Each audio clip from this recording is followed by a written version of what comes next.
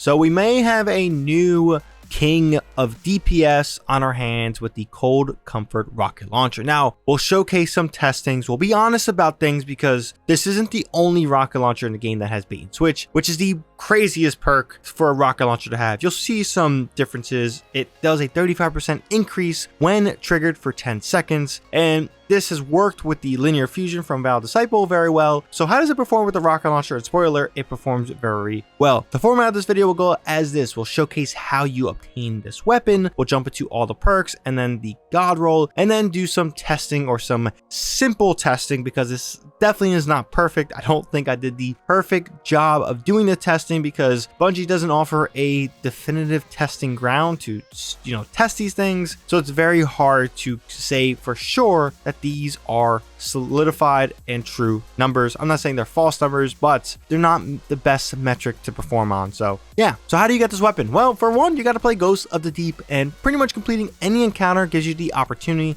to drop this weapon. Now, if you do have this weapon dropped, you can use Secret Chest to have another ability or chance to get this weapon, but that is only if you have collected this weapon before. Now, let's slide over to all the perks because these are interesting, and we're going to get pretty brutal about one of them. Sorry, if you guys are a bipod stan, you'll see exactly what I'm talking about, but we'll be reading this from right to left, labeling it for you guys to follow. So first up, we have Restorational Ritual, basically reviving allies or defeating combatants with a finisher, reloads this weapon and readies an emergency reload for the next time this weapon runs out of ammo. This is an amazing origin trait when you learn how to use it and you are conscious of this perk. If you're not conscious, it may help you out every now and then. It's a solid perk, but it may be not the most necessary to always be trying to proc. Now, over in column 4, we have Collective Action, Bipod, overrated as hell. Let's talk about this real quick. The rockets deal a 40% decreased damage to your shot. So this is not what you want for boss DPS. It does increase rocket launcher ammo and reserves, but reduces damage, blast radius, and reload speed. So it sounds nice, but that 40% decreased damage is not what you want in a boss DPS. This is more for if you're trying to use this to clear ads, but at that point, just grab yourself a heavy machine gun and you'll have a better time doing that. Now, underneath that, we have Cluster Bomb, Explosive Light, Bait and Switch, and Chill Clip. In column 3, we have Assemble, Shot Swap, Impulse Amplifier, Perpetual Motion, Envious, and Tracking Module. Over in column 2 for magazines, we have Alloy Casing, Black Powder, High Velocity Rounds,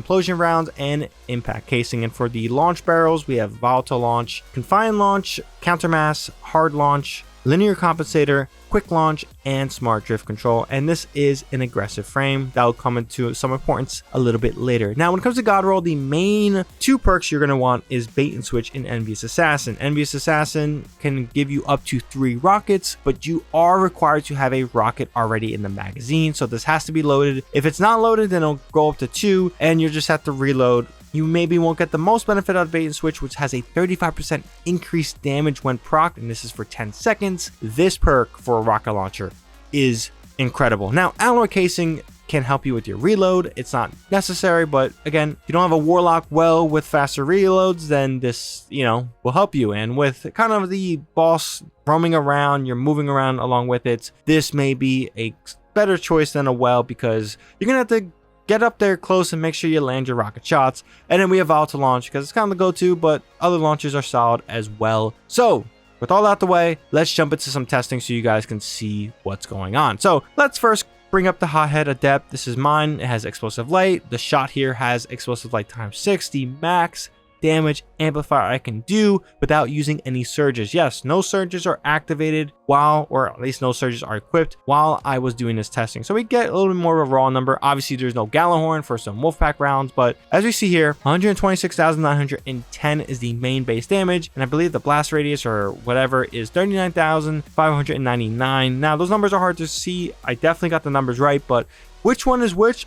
Not exactly sure. Drop a comment down below. Tell me which one is which. Still kind of understanding rockets. I, for some reason, just stuck to linear fusions and avoided rockets, but I'm back. I'm back, baby.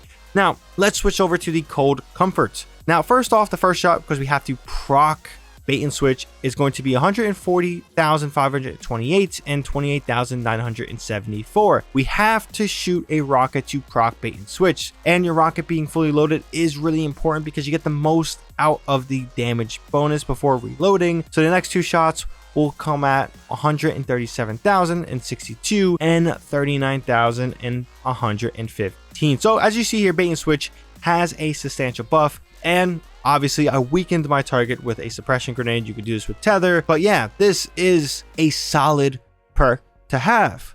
The only problem with Cold Comfort and bait and switch is that it probably doesn't have the best synergy because it has Envious Assassin instead of Reconstruction. The Apex Predator from Last Wish is a reroll now. It got updated. It's now craftable. It's honestly kind of easy to farm if you have a fire team and you have the ability to do it. LFG group, you should be able to farm and craft these weapons, but it has Reconstruction and bait and switch. Now let's bring up another graph. This is going to be comparing, or we're going to at least comparing adaptive frames and aggressive frames. The baseline damage profile is a plus 10%, so a 1.1x profile. These two share the same damage profile compared to other rocket launchers. This graph, must mention, is from Clarity, or at least I'm pretty sure I found it on Clarity's Twitter page.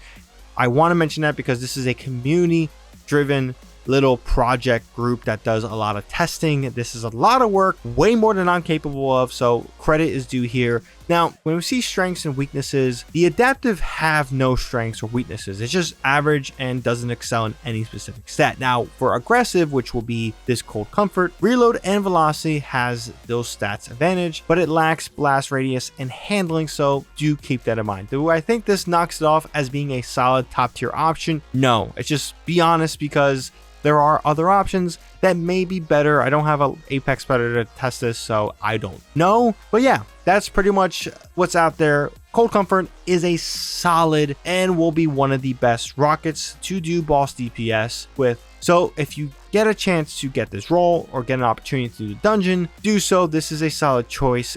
Doing a 3-man dungeon certainly will be easier than getting 6 people to do a raid. Every player is different. Every guardian has different circumstances. So I definitely recommend spending your time here trying to get this. Unfortunately, you can't craft it, so you are left to RNGesus. So just keep that in mind before you go forward. But yeah, let me know your thoughts on this weapon. Is it going to be one of your favorites? Do you not care for it? You're still sold on the hothead, or you have an Apex Predator of your own? Leave a comment down below. We also have a conversation about any of the testing, any of what you feel. Maybe you have a different role in mind, things like that. If you also enjoyed this video and found this video informative, definitely be sure to drop this video a like. Helps with the video a ton. And if you guys want more content from me, definitely be sure to hit the subscribe button and that bell to be notified for when I do drop more content. But I hope you guys have a good one. That's all I got for this one. ShadowNinja here, and I'm out.